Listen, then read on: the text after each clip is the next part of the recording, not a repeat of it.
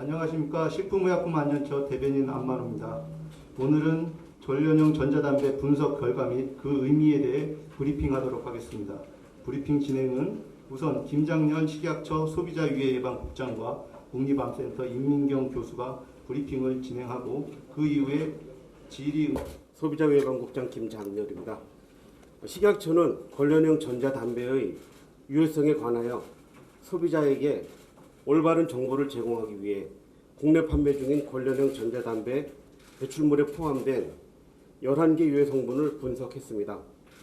그 결과 관련형 전자담배에서도 일반 담배와 마찬가지로 포름알데히드, 벤젠 등 인체에 암을 일으키는 물질들이 검출되었으며 타르는 일반 담배보다 더 많이 검출되었습니다. 이번에 분석한 유해 성분이 적절한지와 분석 방법이 타당한지, 분석 결과는 신뢰할 수 있는지에 대해서는 다양한 분야의 외부 전문가들로 구성된 시험분석평가위원회의 검증을 받았습니다. 분석 성분에 대해서 말씀드리겠습니다. 이번에 분석한 유해 성분은 총 11개 성분으로 일반 담배의 포장지에 의무적으로 함유량을 표시해야 하는 니코틴과 타르, 그리고 인체 독성이 높아 세계보건기구에서 각국 정부의 저감화를 권고하는 9개의 성분입니다. 분석 제품과 분석 방법에 대해서 말씀드리겠습니다. 분석 대상 제품은 국내에 관련형 전자담배를 판매하고 있는 3개 회사의 제품 중 회사별로 1개 모델씩을 선정했습니다. 관련형 전자담배 분석 방법으로는 아직까지 국제적으로 공인된 방법이 없어 일반 담배의 분석법이지만 국제적으로 공인된 ISO 법과 HC 법을 관련형 전자담배에 맞게 적용해서 분석했습니다.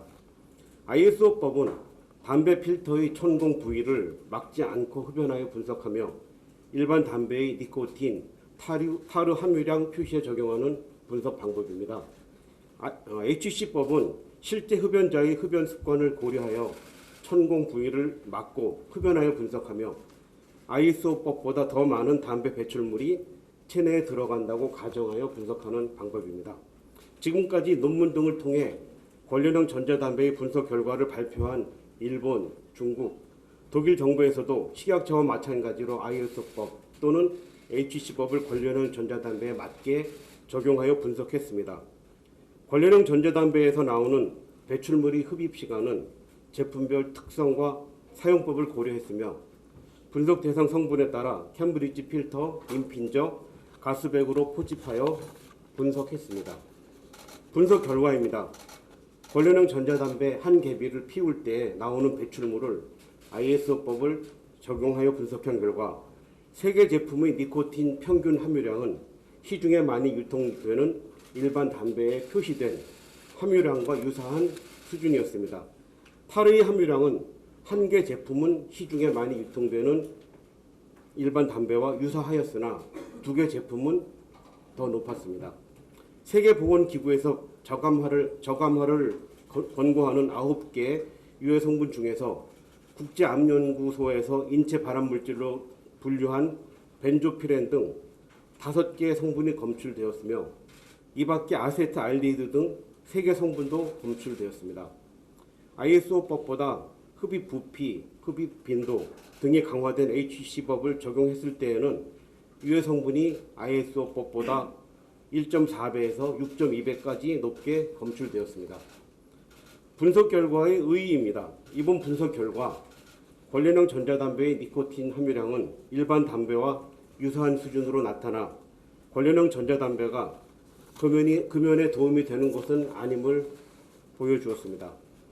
또한 2개 제품에서 타르의 함유량이 일반 담배보다 높게 검출되었다는 것은 관련형 전자담배가 일반 담배와는 다른 유해물질을 포함할 수도 있다는 것을 의미하며 세계보건기구 등 외국의 연구 결과를 종합적으로 고려할 때 관련형 전자담배가 일반 담배보다 덜 유해하다는 근거는 없습니다. 아울러 관련형 전자담배에도 벤조피렌, 벤젠 등 인체 발암물질이 포함되어 일반 담배와 마찬가지로 암 등 각종 질병을 일으킬 수 있습니다. 또한 담배의 유해성은 흡연 기간, 흡연량뿐만 아니라 흡입 횟수, 흡입 깊이 등 흡연 습관에 따라 달라질 수 있어 유해 성분이 함유량만으로 제품 간의 유해성을 비교하는 것은 적절치 않습니다. 정부는 국민 건강 증진을 위해 이번 분석 결과를 담배 제품 관리 및 금연 정책 등에 적극적으로 활용할 계획입니다. 또한 소비자의 알 권리 충족을 위해 한국인의 흡연 행태를 조사하고 담배 유해 성분이 분석, 공개 등에 대한 연구 및 이를 위한 법률 개정도 관계 부처가 협의하여 지속적으로 추진할 예정입니다.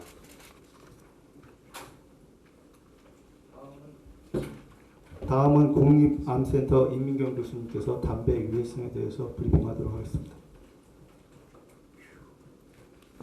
네, 국립암센터 국제대학원대학교의 임민경입니다. 새삼 담배 사용에 따른 인체 유해성을 언급하는 것은 사실 굉장히 새삼스럽다고 생각합니다. 너무나 잘 알려져 있기 때문에. 아시는 바와 같이 담배 연기에는 최소 70종의 발암물질을 포함한 7,000종 이상의 유해 화학물질이 포함되어 있다는 것이 우리나라뿐만이 아니라 전 세계적으로 널리 알려져 있는 상황이고요. 우리가 흡연으로 인한 인체 유해성에 대한 평가 결과들을 보면 굉장히 전신적이고 굉장히 심각한 수준으로 건강 이외를 일으킨다는 것을 너무 잘 알 수 있습니다. 실제 직접 흡연의 경우에 있어서는 여러분이 잘 아시는 폐암이라든지 인후두암, 또 우리나라에서 호발하는 위암, 자궁경부암, 후두암, 췌장암 등을 포함해서 굉장히 다양한 암 발생을 일으키고 있고요. 그 밖에도 동맥경화증이라든지 뇌혈관 질환, 심혈관 질환, 그리고 폐쇄성 폐질환과 천식과 같은 호흡기 질환까지 이르기까지 굉장히 많은 질환의 원인이 됩니다. 간접흡연 역시 잘 아시는 바와 같이 영아 돌원사 증후군이라든지 그다음에 임신 중에 다양한 합병증, 그 외에도 폐암, 여성 유방암, 어린이 백혈병 등과 같은 암을 유발하는 굉장히 위험한 행태로 우리가 알려져 있습니다. 이와 같은 질환 발생은 그리고 질환의 발생에 따른 사망은 담배 배출물에 포함되어 있는 다양한 독성 화학물질의 노출에 장기적으로 이루어지기 때문이라고 보여질 수 있고요. 실제 독성물질에 포함된 독성물질이 함유된 그 양에 따라서 인체 유해성이 변화하거나 이런다라고 평가하기는 어렵습니다. 따라서 함유량을 가지고 유해성 여부를 평가하는 것은 적절하지 않다라고 생각됩니다. 최근에 보고된 연구들에 의하면 한 개피 미만의 담배를 장기간 흡연하는 것만으로도 폐암으로 인한 사망은 9배, 그다음에 전체 원인에 의한 사망 같은 경우에는 1.6배까지 상승시킨다라는 보고가 있는 것으로 볼 때 소량의 흡연도 굉장한 위해가 된다라는 것을 우리가 확인을 할 수 있고요. 심혈관 질환이라든지 여러 가지 뇌혈관 질환이라든지 하는 것들은 소량의 장기간 흡연이 많은 양의 단기간 흡연에 비해서 더 높은 발생 위험을 일으키기도 합니다. 따라서 관련형 전자담배에 니코틴, 타르 그리고 그 밖에 발암물질이 포함되어 있다는 것, 이것만으로도 인체 중독성과 위해성이 있음을 우리가 이야기할 수 있고요. 타르의 성분이 앞서 말씀 주신 것 같이 높게 검출된 것은 우리가 현재 분석하지 못한 부분의 다양한 유해 물질과 그다음에 그 양 자체가 많이 있을 수 있다는 것을 의미하기 때문에 인체 중독성과 위해성에 대한 고민을 이 제품에 관해서도 해야 된다고 생각을 합니다.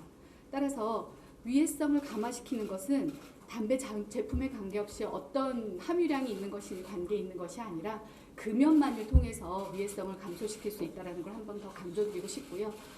새로 나타난 이 관련형 전자담배, 가열담배에 대한 전반적인 위해 인식에 대한 국민적 메시지를 좀 강화하고 담배와 같은 수준에서의 규제를 적극적으로 추진해 나가야 한다고 생각합니다. 네, 감사합니다.